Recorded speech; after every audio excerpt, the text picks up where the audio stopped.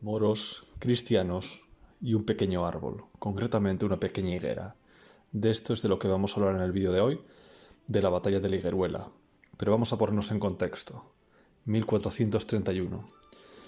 En la península ibérica, pues bueno, la primera potencia peninsular sería Castilla, también como potencias destacadas están Aragón, el pequeño reino de Navarra y Portugal, y el último estado musulmán que queda, el reino nazarí de Granada, ¿vale? Entonces, bueno, en Castilla reina Juan II. Juan II, un rey de personalidad débil y bastante discutido. Bastante discutido ¿por qué? Pues porque como tenía una personalidad bastante débil, pues delegaba mucho y concedía mucho poder a su válido, a su hombre de confianza, Álvaro de Luna. Álvaro de Luna era el que asumía en la práctica casi todo el poder. Entonces muchos sectores de la nobleza que odiaban a Álvaro de Luna y odiaban ver cómo asumía el control del rey en la práctica, pues estaban bastante descontentos con este reinado y con cómo iban las cosas.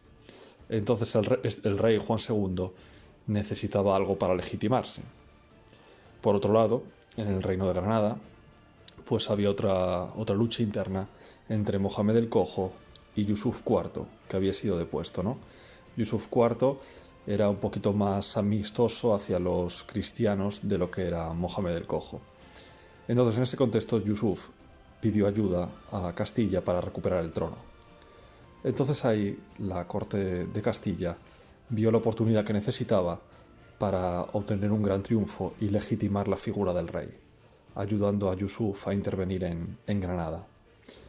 Decir que por esas fechas hubo un terremoto muy fuerte en toda la península, que provocó grandes daños en toda la península, y bueno, muchos lo consideran un castigo de Dios y demás, y en concreto en Granada dañó muchos castillos fronterizos, muchas defensas y las murallas de varias ciudades.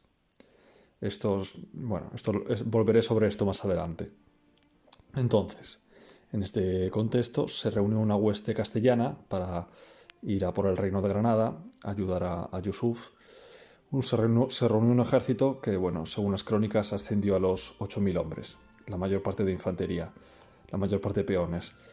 Y por parte granadina, la respuesta fue otro ejército que, según las crónicas cristianas, era muy superior en número, pero la realidad era que al reino nazarí de Granada le costaría reunir más de 10.000 hombres.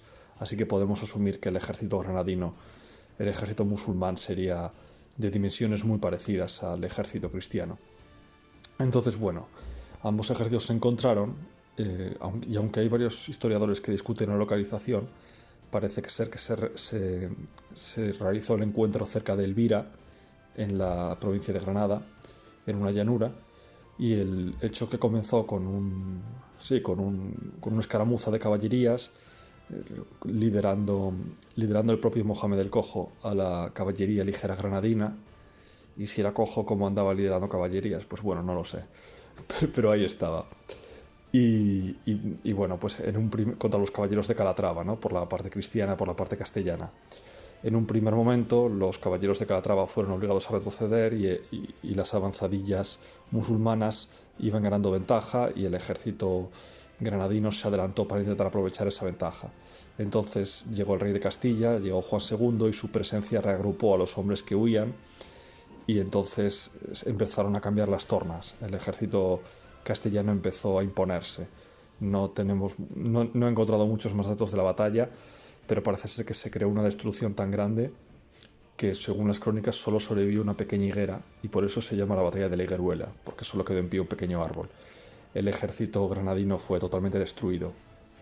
Y entre esa destrucción del ejército granadino y entre los daños que había causado el terremoto en varias ciudades y en varios castillos, los castellanos tenían la oportunidad inmejorable de seguir progresando y de hacer conquistas importantes en el reino de Granada, pero la realidad es que se desaprovechó esa oportunidad porque seguía habiendo muchas tensiones con los nobles y el rey tenía que volverse para gestionar los asuntos internos. No estaba seguro, el rey y el válido no se sentían seguros emprendiendo una campaña teniendo a sus espaldas problemas internos con la nobleza. Entonces decidieron regresar y no seguir avanzando a conquistar el reino de Granada. Entonces esta victoria, la batalla de la Higueruela, fue una victoria castellana muy contundente pero que quedó en nada. A nivel de consecuencias quedó en nada, más allá de lo moral, más allá de lo simbólico, más allá de, sí, de legitimar un poquito la figura del rey y de su válido,